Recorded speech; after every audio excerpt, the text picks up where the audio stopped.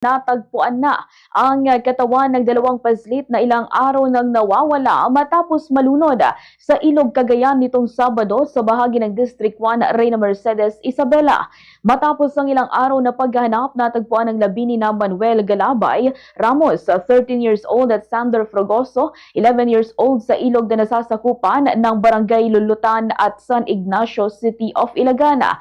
Sa exclusive interview ng Bombo Radyo Kawayan kay Ginang Marites Ramos, kaanak ng mga biktima, sinabi niya na ilang araw na sinuyod ng mga rescuers ang Ilog Cagayan sa bahagi ng Reyna Mercedes, Isabela. Hanggang nitong Martes ay nakarating sila sa bahagi ng Nagilian Bridge.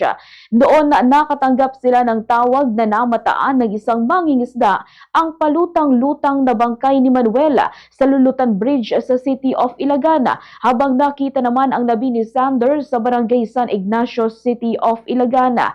Agad na ipinarating sa mga rescue team ang pagkakatagpo sa labi ng dalawang bata at agad ding nagsagawa ng retrieval operations.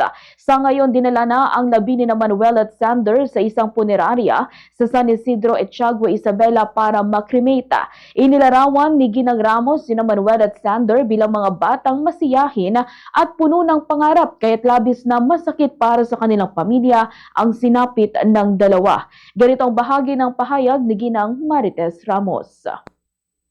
Ngayon na ito, kung bagong taong, lahat po ay mag-iingat, hindi lang po sa ilog, mag-iingat po sa ating daan o saan man ang pupunta ng bawat isa sa atin.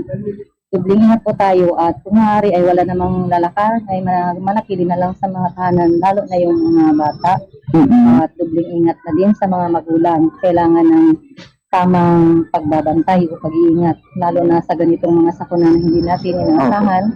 Kailangan lang talaga ng dubling pagbabantay, pagmamatyag sa mga anak. Kahit wala tayo sa tahanan natin, ay kailangan pa rin natin ng tamang pagbibilin kung sino mang naiwan, at kailangan nating subaybayan din ang bawat galaw at kilos ng ating mga anak, lalo